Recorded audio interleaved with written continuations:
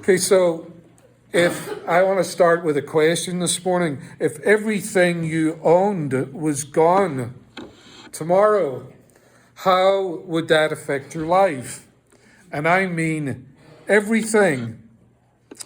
If your house was gone, if your business was gone, if you lost your job, if the cars were gone, bank accounts were empty, those storage units that you're cramming everything into were empty too.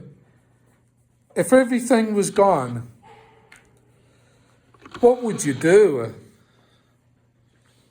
Would you survive? Would you be able to cope? Would you be able to flourish? Would you be able to have joy in your life? Would you be able to rejoice if everything was gone tomorrow? What about if your children were gone?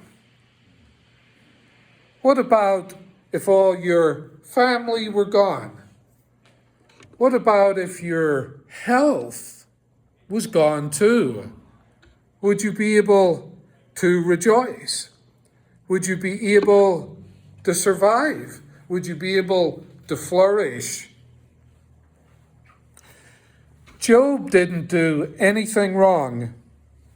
He was a respecter of God. We didn't have a chance to get right into the text, of course, but Job was so conscious of God that when his children were feasting, when they were enjoying the blessings that God gave to them through Job, that he would make sacrifices on their behalf just in case they sinned. That's how conscious of God Job was. And he didn't do anything, but he lost everything. He lost his herds. The cattle and the sheep were gone. The camels were gone. The servants were gone. The houses that his children lived in were gone. His children died, and his health was taken from him. He lost it all of it. And he struggled. The rest of the book, you see him struggling with this. He questioned why it had happened to him, and he had his doubts. And he had his moans and his groans and his complaining to God.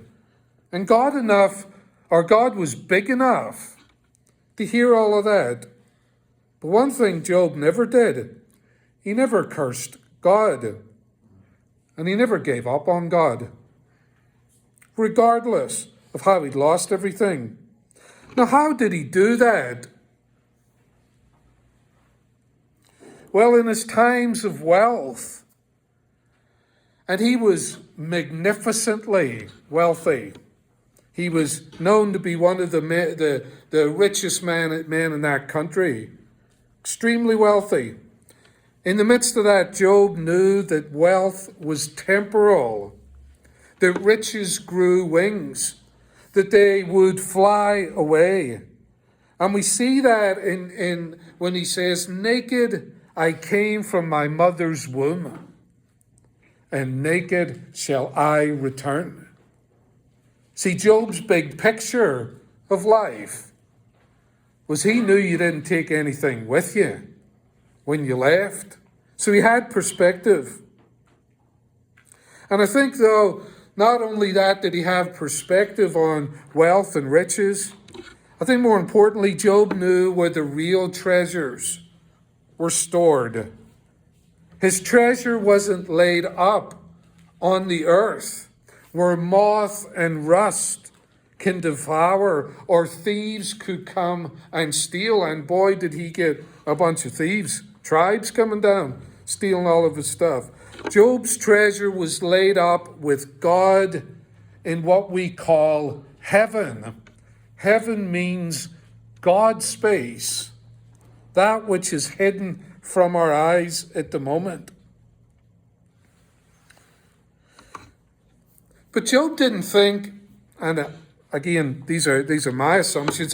He didn't think he had stored up a defined bank account up in up in the universe somewhere. I think he was wiser than that. He knew that he hadn't like stuffed away some kind of crypto talents with God, and he was going to cash in on some glorious day.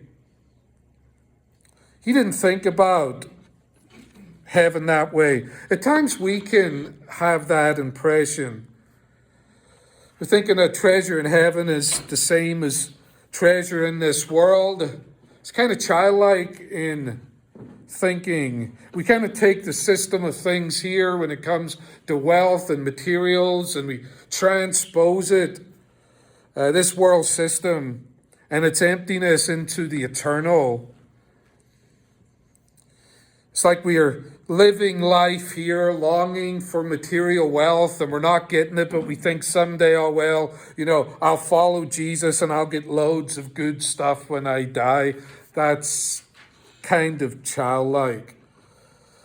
Streets of gold, gates, pearly gates in heaven, all of those things are pictures for us. They're not literal. They're just pictures of glory and greatness that's ahead of us.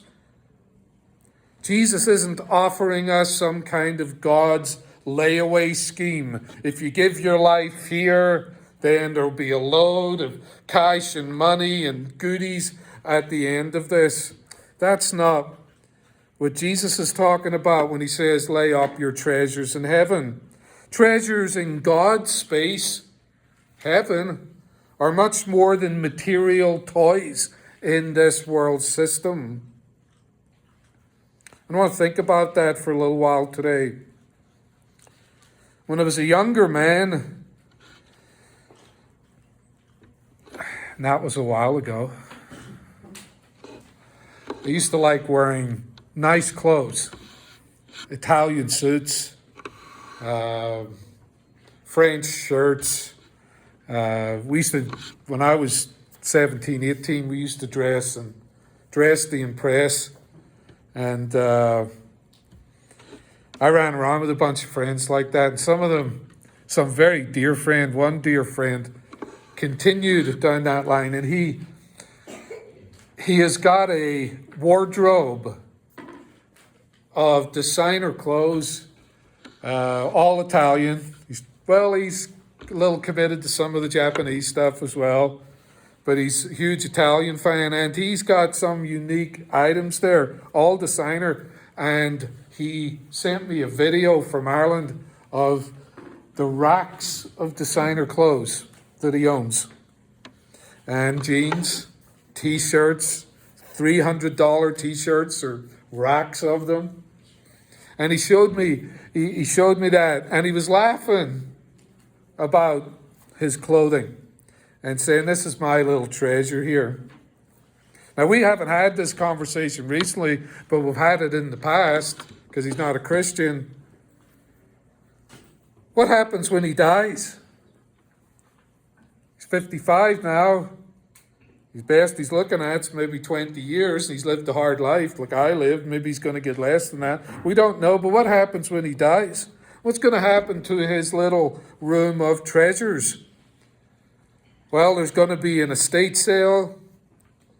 If there's anything left over in Northern Ireland, if it's designer clothes, there's not going to be much left over. It's going to be a feeding frenzy. Everybody's going to get their hands in there. But if there is, that's going to the thrift store. Do you know Elon Musk is the richest man on the planet? But he and I are going to die with exactly the same amount of money. We're going to take the same amount with us. We're leaving. He's leaving with zero, and I'm leaving with zero. I remember when I was a child, one of the things I loved the most, and some of my earliest childhood memories, is Ireland's an island, so we have a lot of beaches. So we used to at times were brought down to the beach and left our own devices. and we used to make sand castles. And you had those little plastic castle buckets, and you sat there and you filled it with sand and you hammered it down. You started working on it, then your brother ran through it, then the dog ran through it, and it was all destroyed, and then you got on it again. And sometimes if they left you alone, you could build it enough and then you dig a little moat around it and try to get some of the seawater to come in and surround it. And I loved doing that. But at the end of the day, when the sun was starting to go down and everybody was leaving, the tide would come in. And it would destroy my little sandcastle, regardless of how big I'd built it, it all would collapse. We're all building castles made of sand. Every one of us. Our lives are castles made of sand. And the tide's coming in. Tide's coming in. The fact is, the day's coming, and it's going to happen to you and I. Maybe sooner than we think, someday in the future. I might be sitting in a room, doctor walks in and says, Mr. McGuiggan, I've got bad news for you. There's no cure. And that will mean that this life, if it's God's will be over for me. And all my little valuables. And you've got your little valuables too. Do you know that phone that you really like? Someone's going to get your phone. They're going to get your phone. Can you imagine? That's so personal, right? They're going to be in there doing stuff, maybe erasing everything and starting again. My fishing rod. And oh, how I like my fishing rod. Someone's going to get that. Those firearms that we value, those electronics, our favorite coats, your car, ultimately your house, all of it. All of it. On that day, you're going to lose it all. This is why Jesus says, do not lay up for yourselves treasures on earth where moth and rust destroy, where thieves break in and steal. Do not lay up for yourself but lay up for yourselves treasures in heaven, where neither moth nor rust destroy, and where thieves do not break in and steal. For where your treasure is, there your heart will be also. This is why Jesus says this, and for Christians, this is why we follow Christ. We haven't put our lives into the fleeting things, the treasures of this world system. Our treasures are not of this world. What we have in Jesus cannot be eroded by time. And it can't be destroyed by nature. And man cannot steal the valuables that we have in Jesus Christ. Neither can death rob us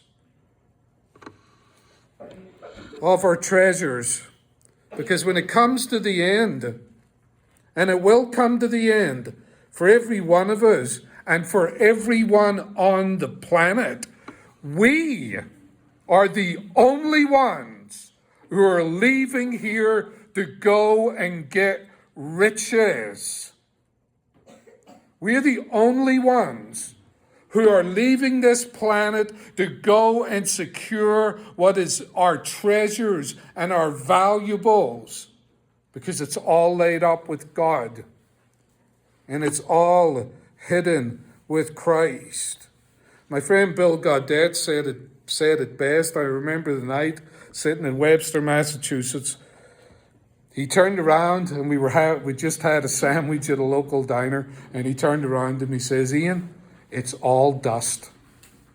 Give it long enough. Those buildings, this car, those people, those motorcycles, those stores, this town, it's all dust, and it's all going to return to dust. And because it's dust, all of that stuff that this world puts value in is meaningless. It's absolutely meaningless. But we haven't infested our lives in dust. Our expectation for good does not lie in this life and the things of this life. When those who have lived for this world and for this life and for the stuff in it, when they die, they lose everything. Not us. Not us. We're the only people leaving this world to go to riches, to secure what is ours that is laid up with Christ in God's space. Now, what is the treasures in heaven that we're going to possess when we leave? What are these valuables in God's space? What are these riches?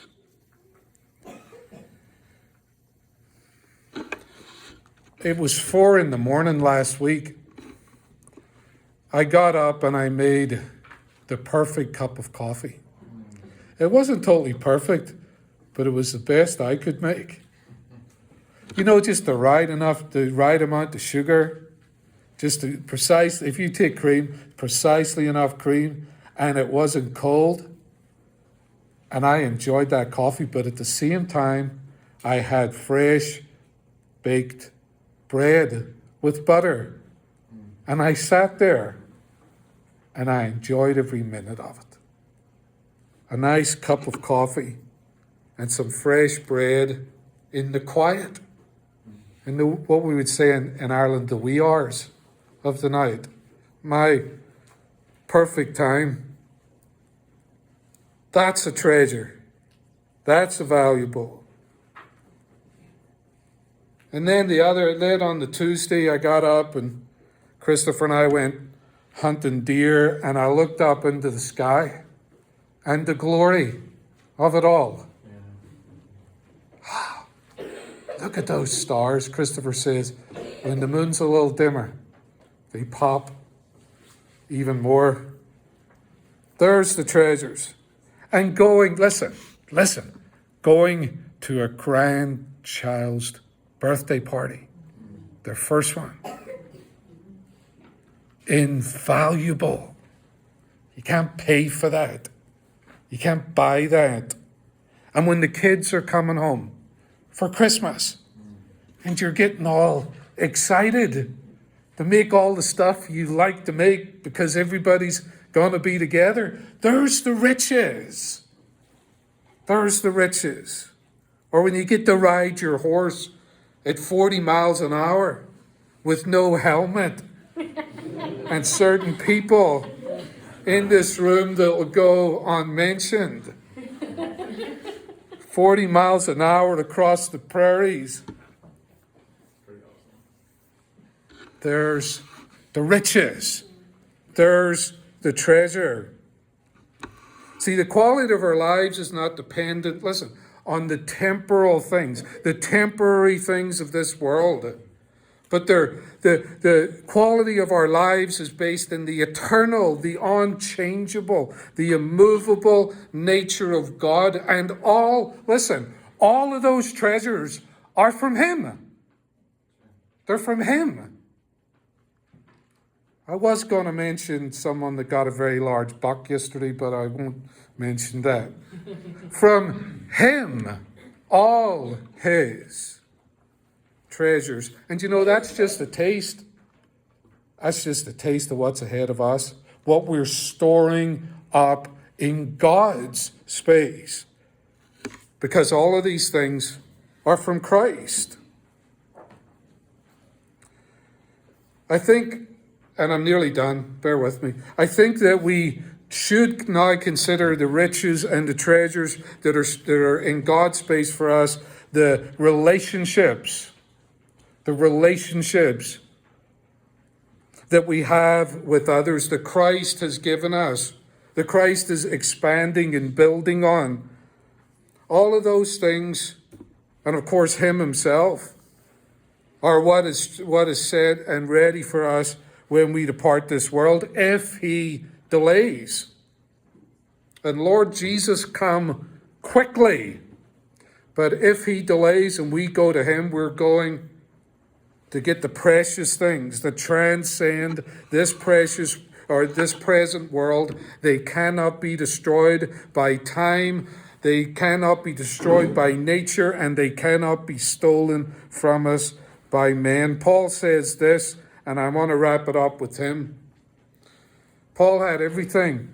Highly educated, was being groomed for office within Israel, being a Pharisee, teacher of able to teach the law.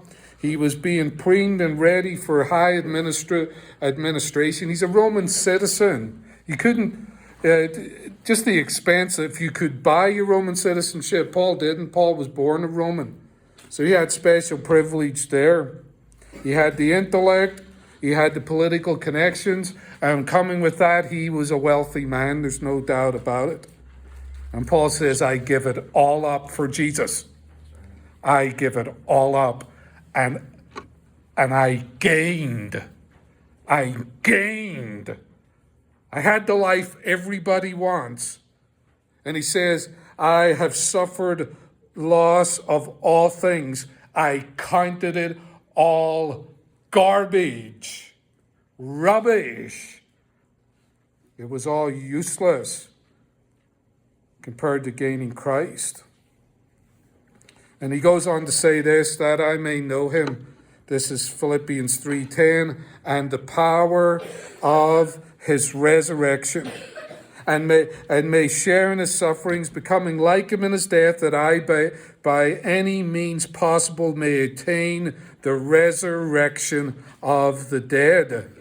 We have to remember, brothers and sisters, yes, what is ready for us in God's space are treasures and valuables beyond our wildest imagination, and we're getting little tastes of it here. But what's ahead of us is immortality.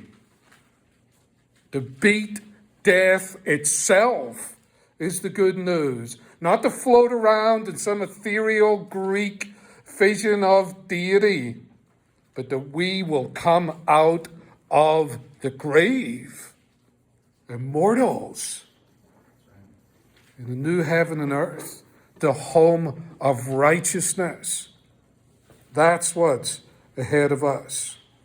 That's why Christ encouraged us to continue to invest our lives in him, to put him at the center of our being, to continue to give ourselves up, to make the supreme sacrifice, laying our very lives down at the cross for him.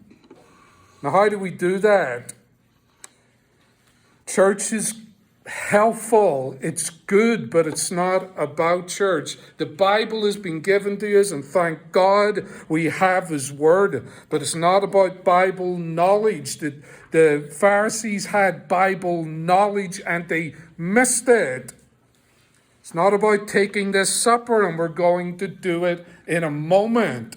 And of course, Christ gave us this for a reason. And it's not about the praying, and it's not about the fasting, and all of those are acceptable sacrifices to God. Jesus in Sermon on the Mount says it's this: doing good works when nobody else sees it. Nobody sees it. Everything he says, calls us to, is in secret. Giving, and we're doing it, do it in secret. Praying, go into your inner room, close the door, and he who is in secret, your Father in heaven, will hear you. And everything else, be it the fasting, be it the service, do it all in secret. And your Father who sees you will bless you for that. It's about laying down our lives, not holding on to our lives. He who holds on to his life will lose it, Jesus says. And I want to wrap it up here. Do you know, losing everything? We asked that question from the get-go. What happens if you lose it all? That happens to people. Even happened to Job, a godly person. But when it comes down to it, it doesn't matter what happens in this world. And it doesn't matter what happens with our little treasures.